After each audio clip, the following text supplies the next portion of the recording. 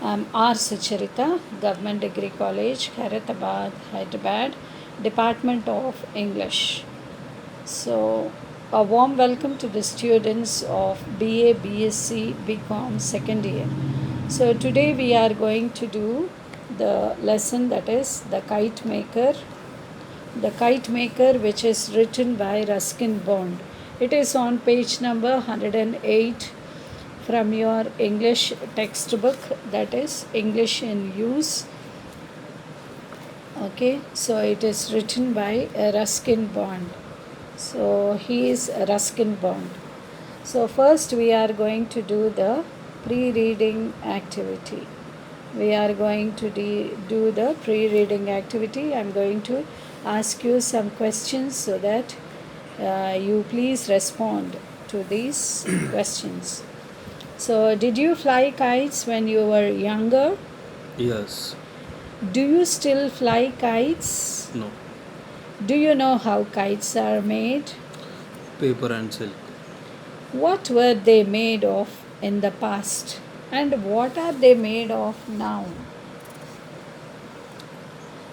They are in the past, how are they made? Paper and silk. How are they made in the past? Paper. Paper. And how are they made of now? Silk. Paper and silk and both are mixed. So, do you know how the sharp thread called manja, M-A-N-J-A, manja, or M-A-N-J-H-A, manja, used for kite fights is made? Yes. Do you know that thread manja? Yeah. Have you ever tried to make it or see it being made? Yes. With rice and gum. I tried. So did you try with rice and gum making manja? Even I tried when I was in my childhood. So different kites have different names. How many words associated with kites or kite flying do you know or recall? Do you know how many? Do you know the names of those kites? Yes. Garuda and etc. So, do you know kite flying is as common today as it used to be in the past? What are the reasons for the decline, increase in its popularity? Why are the kite flyings decreased today? We see most of the people they are not flying kites. Why? What is the reason? They are addicted to internet, mobiles, electronic media and etc. So, is there any art form or craft that your parents and grandparents were good at? Teachings, stitching, acts, crafts. Arts and crafts Mm. they were good at, your grandparents. Mm. So, have you learnt any art or craft for them? Yeah. Yes. So, if yes, do you practice it? Yes. How many traditional art forms and crafts can you name? Do you think traditional arts and crafts are flourishing or are they facing threat regarding now, especially weaving saris? Weaving saris is also it comes under arts and crafts. Are they flourishing? Mm. Yes. And most of the weavers they are facing threat. They say that they are not getting at least three full meals every day, and financially they go down with the money. If they are withering, what is posing a threat to them? Yes, they are facing the threat. So this is pre-reading activity. So many of the handicrafts they are facing threat, and they are doing very hard work. They are weaving, they are stitching, and they are doing so many pot paintings, glass paintings, and so many kinds of stitching, fashion designing. But if they are not sold at the right time, all these arts and crafts they are facing threat, and they are facing so many problems with their meager salaries. So, this is pre reading activity. So, now we are going to learn about the glossary. Cobble. What is cobble? Cobble is the rounded stone used on the surface of an old fashioned road. So, when you see the old fashioned roads, you will be seeing the small, smooth stones, the rounded stones. So, all these rounded and smooth stones, they are laid on a path where the people walk, and they will be walking on those smooth rounded stones, and in between we see some grass also. So these rounded stones, which are very smooth and which are used on the surface of sorry, of an old fashioned road, that is called as cobble. And then disdain, disdain, disdain. Disdain means to consider or reject something as undeserving of respect. So if it undeserves of respect, or when it undeserves of respect, it is rejected, okay, and it is not considered. So that is only called as disdain. Then swerve, swerve, swerve. Swerve means to turn or change direction suddenly. So when you have to walk for 2 meters and then change the direction, okay, but in between, if you suddenly turn or if you change your direction suddenly, then that is called as swerve. Then swoop, swoop, swoop. Swoop means to move down suddenly and quickly through the air. So, when you are moving down suddenly and when you are moving quickly through the air, that is called as swoop. Then tangle. Tangle means twisted together or to tie a knot together, that is called as tangle. Then retinue. Retinue means it is a group of people accompanying an important person. A person who is accompanied by a group of people, then that is called as a retinue. A group of people accompanying an important person is called as a retinue. Then trample. Trample means to walk heavily on something. So, when you are damaging or hurting it, or when you are walking heavily on something, that is called as trample. Sprig. Sprig means it is a small piece of a plant with leaves. When you see a little plant with leaves on both the sides, or the leaves to that particular plant, a small piece of plant which is having leaves is only called as sprig.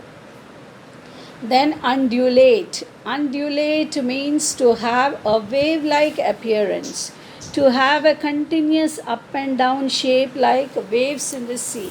So, if we have gone to the beach or if we have visited the beach, we can understand.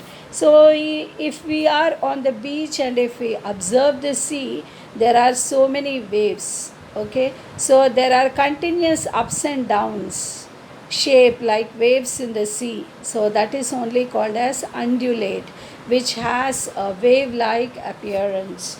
Then cumbersome. Cumbersome means it is large and difficult to use or move. When it is very difficult to use and move, for example, if it is 50 tons of iron or 100 tons of iron or just 1 ton of iron, also it is very cumbersome to move it with our hands. Our strength will not be sufficient. So that is called as cumbersome. Then device. Device means it is a piece of equipment. Any piece of equipment. There are small devices and there are large devices.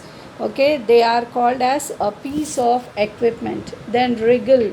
Wriggle means it is to twist or turn the body with short, quick movements. So when you are turning, or when you are twisting the body with short and quick movements, that is only called as a wriggle. Then glint means it is to shine from reflection.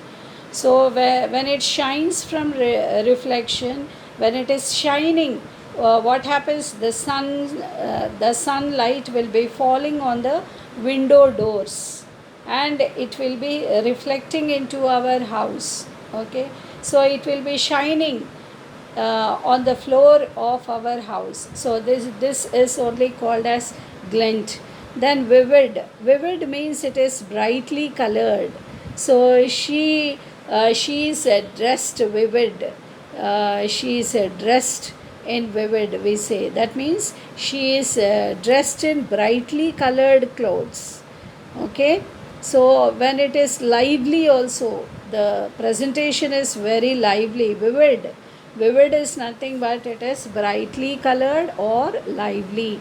Then spacious means large and with a lot of space. So when there is a lot of space, and now in your college, your classrooms are having a lot of space, they are very large, so that is why they are called as spacious classrooms. Then descendant is a successor, a person who is related to someone who lived a long time ago. A person who lived a long time ago, that is many years back. Okay, so he is called as a descendant. In other words, he is called as a successor, and he is a person who is related to someone and who lived a long time ago. My descendant, we say. So it is like that. Then affinity is, it is similarity. Okay, so she is similar to her, we say. So mostly we see similarity in twins. The best example is twins. So we see the affinity in twins, we can say. So affinity is nothing but it is similarity. Then resplendent. Resplendent means it is brilliant or dazzling. She is a brilliant girl in the class. Okay, she is a bright child, we can say. So that is only called as dazzling. And then resplendent, especially the peacock's feathers, they are compared to this. They are brilliant or dazzling. That means the peacock's feathers are resplendent, we say. So that is only called as brilliant or dazzling. Then steed is an animal used for riding a horse, an animal which is used in order to ride a horse, that is called as steed. Okay, so especially in the long epics of Ramayana and Mahabharata, you can find this word steed, an animal which is used for riding a horse. Then gust. Gust is a sudden long blast of wind. A sudden strong blast of wind is only called as gust. So when there is a sudden strong blast of wind, that is only called as gust.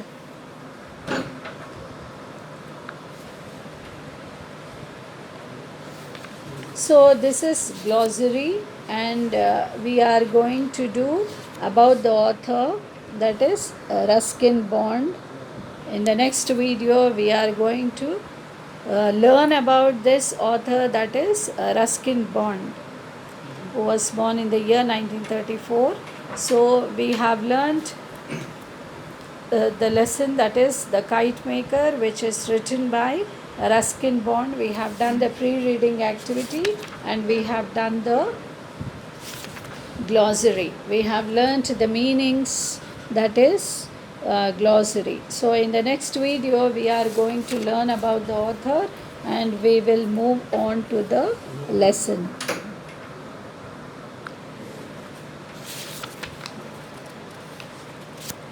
So uh, it is a very interesting story, that is The Kite Maker, which is written by Ruskin Bond. That is, we are going to learn about the author, and then we'll continue with the lesson.